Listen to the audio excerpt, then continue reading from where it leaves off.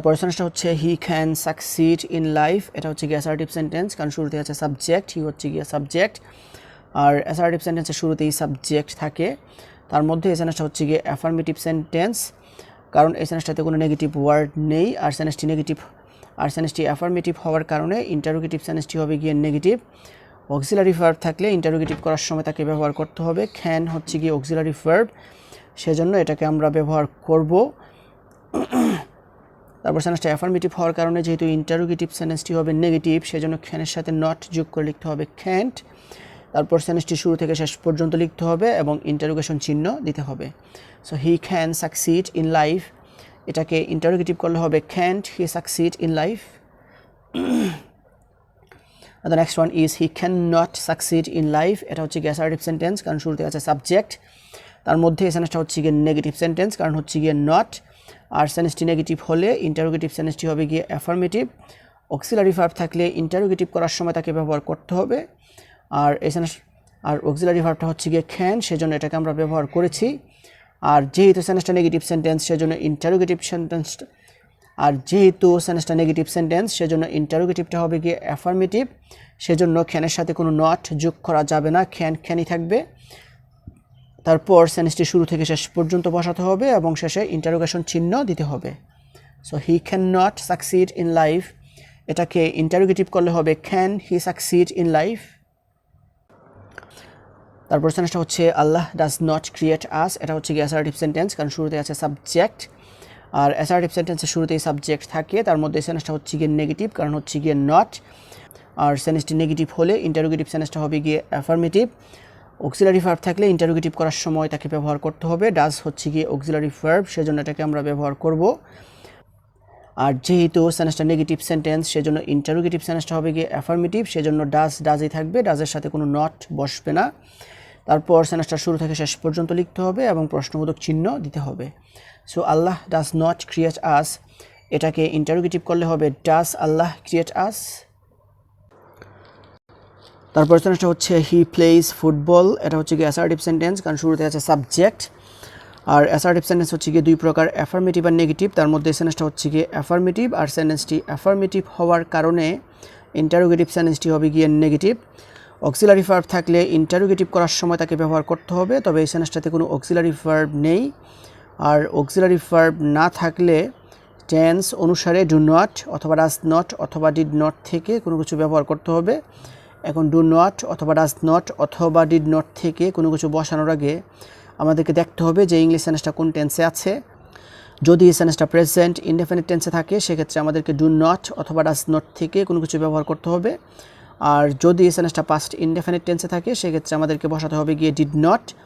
এখন হি হচ্ছে গিয়ে সাবজেক্ট, প্লে হচ্ছে গিয়ে ভার্বের প্রেজেন্ট ফর্ম, অথবা সাবজেক্টের পরে ভার্বের সাথে অতিরিক্ত এস যুক্ত আছে, সেজন্য এই সেন্টেন্সটা প্রেজেন্ট ইনডেফিনিট টেন্স।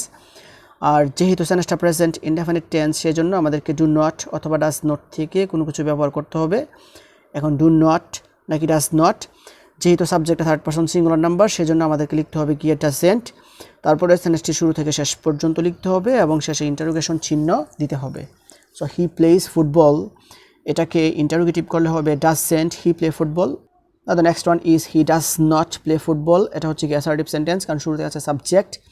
তার মধ্যে এই সেন্টেন্সটা হচ্ছে গিয়ে নেগেটিভ সেন্টেন্স, কারণ হচ্ছে গিয়ে নট। আর সেন্টেন্সটি নেগেটিভ হলে ইন্টারোগেটিভ সেন্টেন্সটি হবে গিয়ে অ্যাফার্মেটিভ। অক্সিলারি ভার্ব থাকলে ইন্টারোগেটিভ করার সময় তাকে ব্যবহার করতে হবে। ডাজ হচ্ছে গিয়ে অক্সিলারি ভার্ব, সেজন্য ইন্টারোগেটিভ করার সময় আমাদেরকে এটা ব্যবহার করতে হবে, আর সেজন্য এটাকে আমরা ব্যবহার করেছি।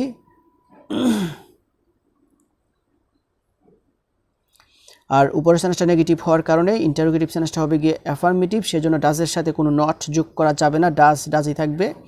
তারপর সেন্টেন্সটি শুরু থেকে শেষ পর্যন্ত বসাতে হবে এবং শেষে ইন্টারোগেশন চিহ্ন দিতে হবে। So he does not play football, এটাকে ইন্টারোগেটিভ করলে হবে does he play football. The next example is he likes sweet. এটা হচ্ছে গিয়ে অ্যাসার্টিভ সেন্টেন্স, কারণ শুরুতে আছে সাবজেক্ট, হি হচ্ছে গিয়ে সাবজেক্ট। তবে অ্যাসার্টিভ সেন্টেন্স হচ্ছে গিয়ে দুই প্রকার, অ্যাফার্মেটিভ আর নেগেটিভ। তার মধ্যে সেন্টেন্সটা হচ্ছে গিয়ে অ্যাফার্মেটিভ, আর সেন্টেন্সটি অ্যাফার্মেটিভ হলে ইন্টারোগেটিভ সেন্টেন্সটি হবে গিয়ে নেগেটিভ। অক্সিলারি ভার্ব থাকলে ইন্টারোগেটিভ করার সময় তাকে ব্যবহার করতে হবে। এই সেন্টেন্সটাতে কোনো অক্সিলারি ভার্ব নেই। আর অক্সিলারি ভার্ব না থাকলে টেন্স অনুসারে ডু নট অথবা ডাজ নট অথবা ডিড নট থেকে কোনো কিছু ব্যবহার করতে হবে। এখন ডু নট অথবা ডাজ নট অথবা ডিড নট থেকে কোনো কিছু বসানোর আগে আমাদেরকে দেখতে হবে যে ইংলিশ সেন্টেন্সটা কোন টেন্সে আছে। যদি সেন্টেন্সটা প্রেজেন্ট ইনডেফিনিট টেন্সে থাকে সেক্ষেত্রে আমাদেরকে ডু নট অথবা ডাজ নট থেকে কোনো কিছু ব্যবহার করতে হবে। আর যদি সেন্টেন্সটা পাস্ট ইনডেফিনিট টেন্সে থাকে সেক্ষেত্রে আমাদেরকে বসাতে হবে গিয়ে ডিড নট।